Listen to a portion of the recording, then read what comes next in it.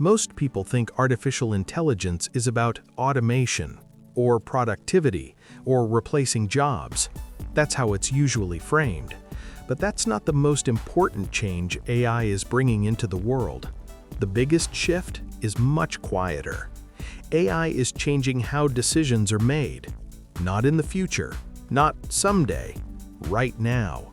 And most people don't even realize it's happening. For most of human history, decisions were made by people, sometimes with limited information, sometimes with intuition, sometimes with experience passed down over time. Even when tools improved, the responsibility of deciding stayed human. Then came data, dashboards, analytics, metrics for everything. But even then, humans were still the ones interpreting the information. AI changes that relationship. Because AI doesn't just give you information, it shapes the options you see. And the options you see define the decisions you make. This is the shift almost no one talks about. We've moved from being decision makers to being decision selectors. You rarely start with a blank page anymore. Instead, AI suggests priorities, ranks possibilities, highlights risks, filters noise, and quietly hides complexity. You don't ask, "What should I do?" You ask, "Which option should I choose?" At first, this feels efficient, helpful, even empowering, but it changes something fundamental, because whoever defines the options has influence over the decision, not by force, not by control, but by framing reality. When AI filters information for you, it also filters what you never consider.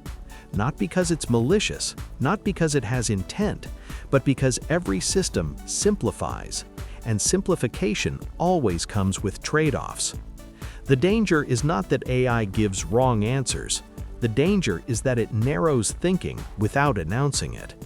This is already happening all around you. Recommendation systems decide what you watch.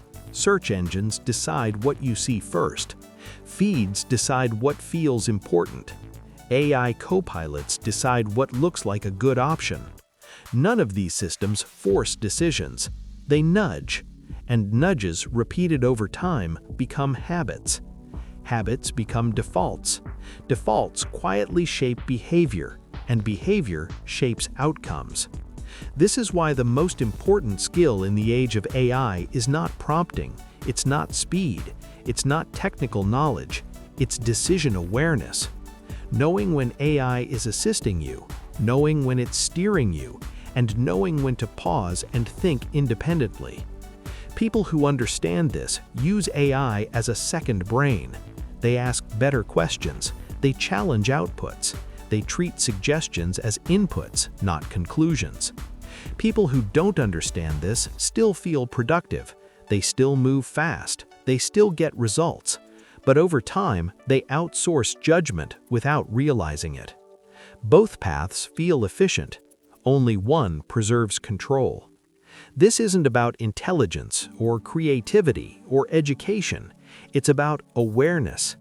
AI doesn't need permission to influence decisions, it already does, and it will do so more subtly, more smoothly, and more convincingly every year.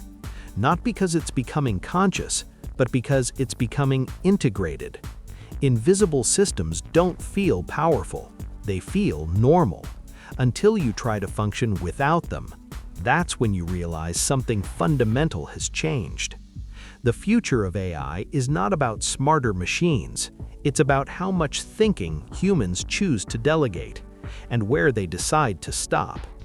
AI can optimize, predict, recommend, simulate, but it doesn't carry responsibility, it doesn't live with consequences, it doesn't own outcomes.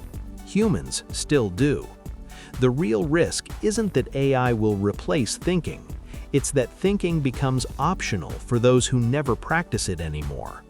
The people who thrive in this next phase won't be the fastest adopters, they'll be the ones who know when to trust AI and when not to.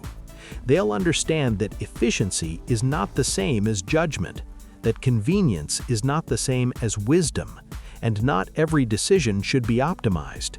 Some should be questioned. AI is not dangerous because it thinks. It's powerful because it helps us think less, unless we choose otherwise. If you want to understand these quiet shifts before they shape the world around you, subscribe to Future Lens. This channel isn't about tools, it's about what changes how we think.